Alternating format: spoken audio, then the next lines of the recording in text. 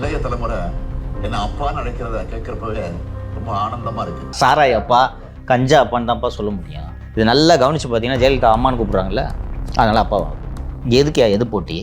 ஒரு துணை முதல்வர் தினேஷ் சொல்கிறாரு, சார் அண்ணன் அரெஸ்ட் பண்ணிட்டாங்க சார், என்னையா பண்ணணும், ஒரு வீடியோ போடலாம் சார் அப்படின்னு சொல்லணும். உங்களுக்கு அறிவு என்ன? இன்டெலிஜென்ஸ் ரிப்போர்ட் காலையிலே சார் இந்த மாதிரி சார் சாராயம் தொடர்பாக ஒரு 2 ரிப்போர்ட் வந்துருக்கும், இந்த நேரத்தில் நீங்கள் வீடியோ ரிலீஸ் பண்ணலாமா அப்பான்னு கூப்பிடுங்க. இது ஒரு பெருமையா? இன்னொன்று நல்லா கவனித்து பார்த்தீங்கன்னா, இந்த காயினை வந்து இவங்களா மீண்டும் மீண்டும் உருவாக்குறாங்க. இது ஒரு 15 நாளாக தான் நடக்குது தெரியுமா? இங்கே ஒரு சின்ன பிள்ளைங்களாம் பார்த்து பேசிகிட்டு இருந்தார்ல, அப்போ அந்த பிள்ளைங்களெல்லாம் அப்பா அப்பான்னு கத்த விட்டு அப்பா என்று அழைத்தனர்னு ஆரம்பித்து இப்போ வந்து இவரே இது ஒரு கேள்வி பதிலாக உங்களை அப்பா என்று அழைக்கின்றனர்.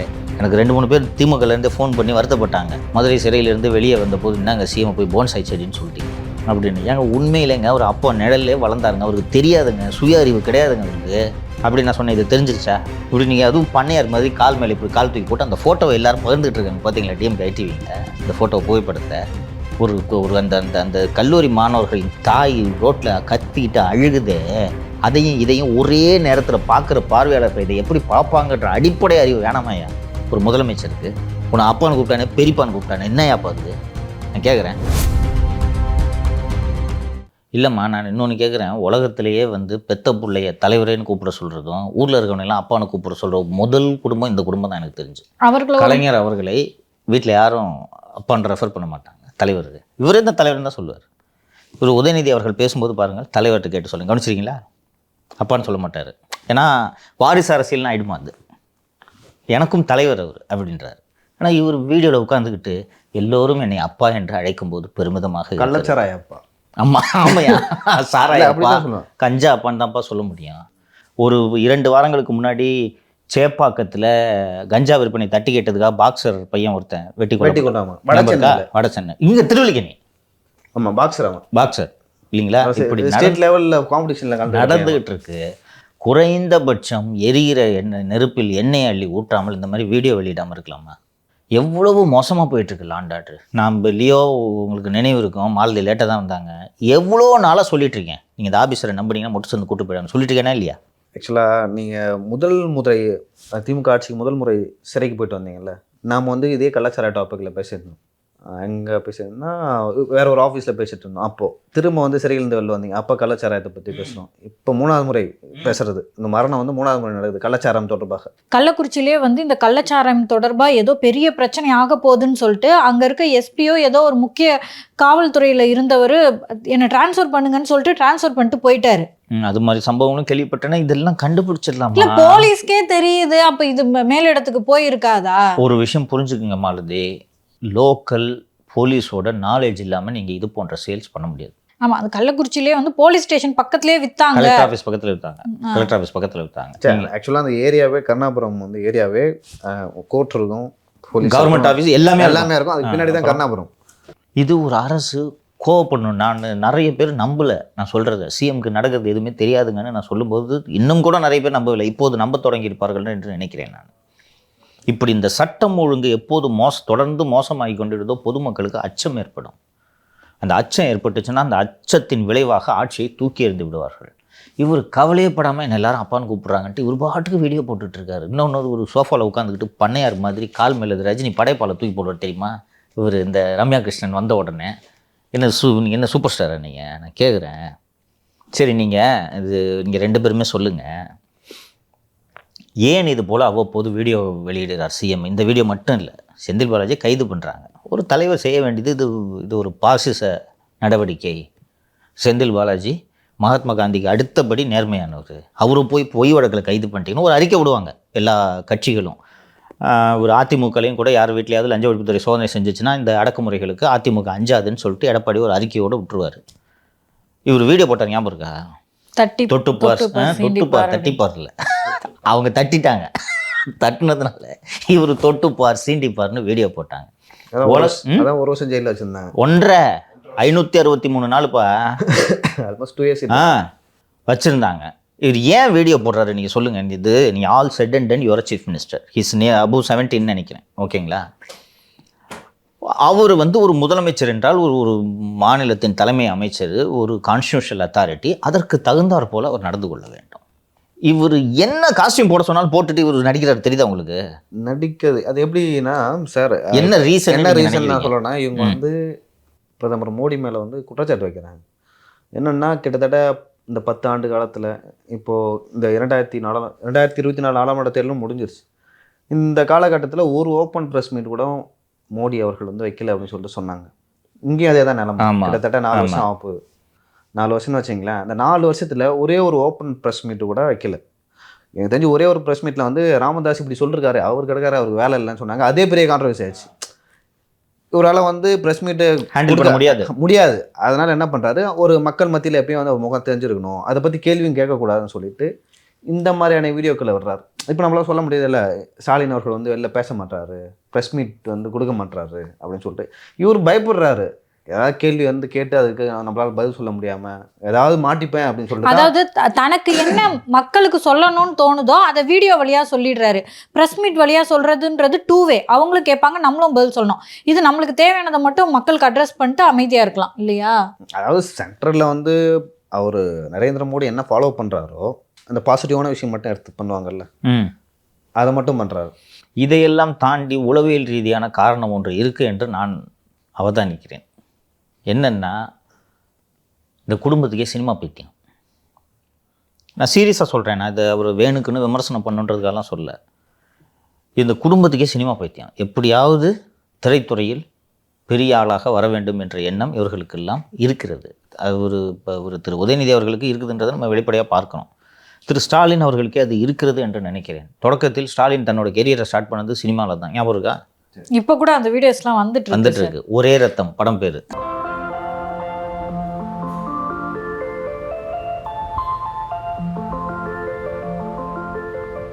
அவர் நடித்த கிளிப்பிங்ஸ் எல்லாம் ஒரே ரத்தம். அப்புறம் எனக்கு தெரிஞ்சு குறிஞ்சி மலர் என்ற நாப்பாவோட நாவலை தொலைக்காட்சி தொடராக தூர்தர்ஷன் வரும்போது நான் பார்த்தேன். நான் ரொம்ப சின்ன வயசில் பார்த்தேன். எனக்கு ஞாபகம் இருக்குது. அதில் நடித்தார். ஒரு அரவிந்தன் கேரக்டராக என்ன கேரக்டர்னு தெரியல, அதில் இவர் நடித்தார். அந்த திரைத்துறையில் ஹீரோ ஆக முடியவில்லையே என்ற அந்த நிறைவேறாத ஆசையை இப்படியெல்லாம் நடித்து நிறைவேற்றிக் கொள்கிறாரோ என்ற சந்தேகம் இருக்குது. இப்போ இது நீங்கள் 2 பேரும் உட்கார்றது உங்கள் தொழில். நம்ம உட்காந்து கேமரா முன்னாடி பேசி தான் ஆகணும். வேறு ஒரு வேலையிலேருந்து திடீர்னு கேமரா முன்னாடி உட்காந்து பேசுங்கன்னா நார்மலாக மறுப்பாங்க. இன்னொன்று, எப்போது கேமரா முன்பு இந்த மாதிரி பேசி வீடியோக்களை எல்லாம் வெளியிடுவார்கள் என்றால் தேர்தல் நேரத்தில் இதை செய்வார்கள். ஏன்னா எல்லா விதமான பிரச்சார யுத்திகளையும் ஒரு தலைவர் கையாள வேண்டும். ஜெயலலிதா கூட ஆடியோலாம் வெளியிடுவாங்க தெரியுமா? திடீர்னு கால் ஒரு எடுத்து பேசிங்கன்னா நான் உங்கள் அன்னை பேசுகிறேன் அப்படின்ட்டுலாம் வரும். இவர் எப்போ பார்த்தாலும் ஷூட்டிங்கில் இருக்காரு. இதை மக்கள் ரசிக்க மாட்டாங்கன்ற உணர்வு அவருக்கு இல்லை. நடிகர்கள் இப்படி தான் இருப்பாங்க. டேரக்டர் என்ன சொல்கிறாரோ கண்ணை மூட்டு டைலாக் டெலிவரி பண்ணுவாங்க. கிட்டத்தட்ட இவர் அந்த மூடில் இருந்து இதை செய்கிறாரோ என்ற அச்சம் எனக்கு இருக்கிறது. வாக்கிங் போனால் ஃபோட்டோ வீடியோ எடுத்து ரிலீஸ் பண்ணுறாங்க.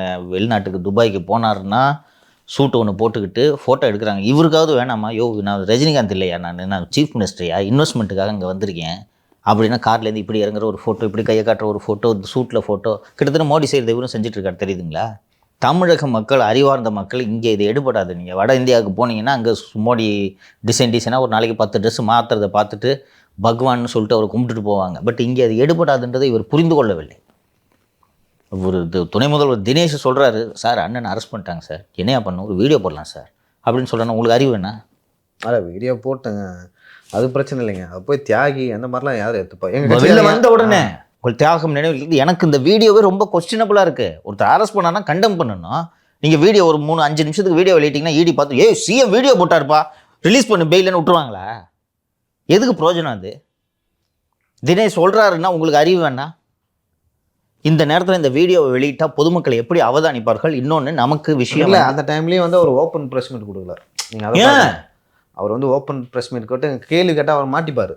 நீங்கள் தாங்க புகார் கொடுத்தீங்க ஆளுநர் கேட்டால் மாட்டிப்பார் அவர்.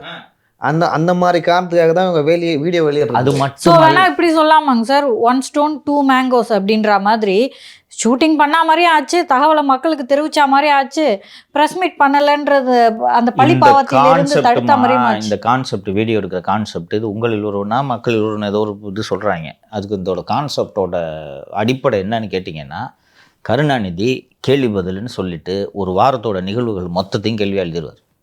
அவரே கேள்வி கேட்டுப்பார்.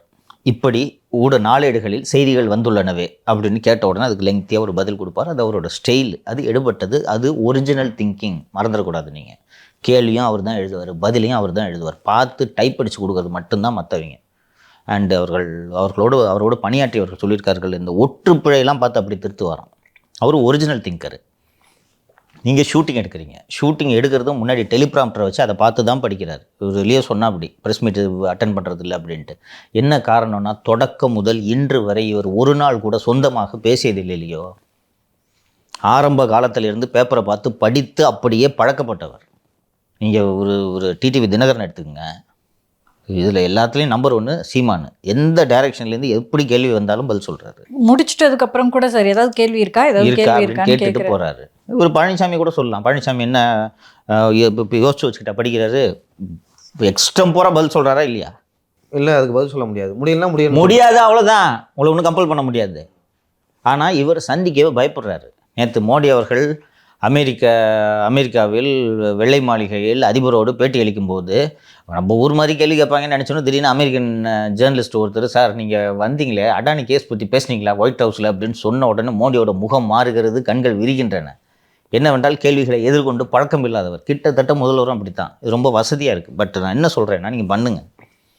அதை டிஎம்கேவை சேர்ந்தவங்க சோஷியல் மீடியாலெல்லாம் கலாய்க்கிறாங்க.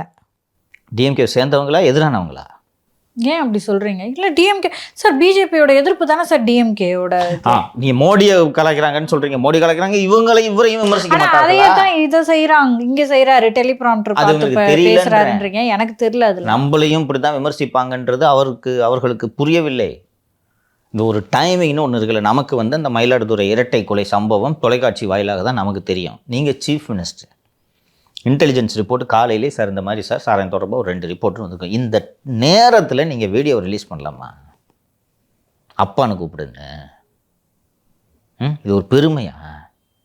இது இன்னொன்று நல்லா கவனித்து பார்த்தீங்கன்னா, இந்த காயினை இவங்களா மீண்டும் மீண்டும் உருவாக்குறாங்க. இது ஒரு 15 நாளாக தான் நடக்குது தெரியுமா? இங்கே ஒரு சின்ன பிள்ளைங்களாம் பார்த்து பேசிகிட்டு இருந்தார்ல, அப்போ அந்த பிள்ளைங்களெல்லாம் அப்பா அப்பான்னு கத்த விட்டு அப்பா என்று அழைத்தனர்னு ஆரம்பித்து இப்போ இவரே இது ஒரு கேள்வி பதிலாக உங்களை அப்பா என்று அழைக்கின்றனர். இது நல்லா கவனித்து பார்த்தீங்கன்னா, ஜெயலலிதா அம்மான்னு கூப்பிட்றாங்கல்ல, அதனால் அப்பாவாகுது. எது போட்டி? எனக்கு இவர் எந்த உலகத்தில் வாழ்கிறார் என்று தெரியாமல் வாழ்ந்து கொண்டிருக்காரு. நான் பல முறை திருப்பி சொல்கிறேன். தெரியுதா உங்களுக்கு? இன்றைக்கி எவ்வளவு நடந்துக்கிட்டு இருக்கு நாட்டில். ஒரு சீஃப் மினிஸ்டர்ன்றவர் ஒரு அத்தாரிட்டி, அவர் ராஜா, இந்த நாட்டுக்கு தமிழ்நாட்டுக்கு ராஜா வர்றாருன்னா அப்படியே அந்த நிர்வாகம் நடுங்கணும், அதிரணும். சிரிக்கிறாங்க பஸ் இவரை பார்த்து. இப்படி நீங்கள் அதுவும் பண்ணையார் மாதிரி கால் மேலே இப்படி கால் தூக்கி போட்டு அந்த ஃபோட்டோவை எல்லாரும் பகிர்ந்துட்டு இருக்காங்க. பார்த்தீங்களா டிஎம்கே ஐடிவிங்கள இந்த ஃபோட்டோ புகைப்படத்தை? ஒரு அந்த கல்லூரி மாணவர்களின் தாய் ரோட்டில் கத்திக்கிட்டு அழுகுதே, அதையும் இதையும் ஒரே நேரத்தில் பார்க்குற பார்வையாளர்கள் இதை எப்படி பார்ப்பாங்கன்ற அடிப்படை அறிவு வேணாமையா ஒரு முதலமைச்சருக்கு?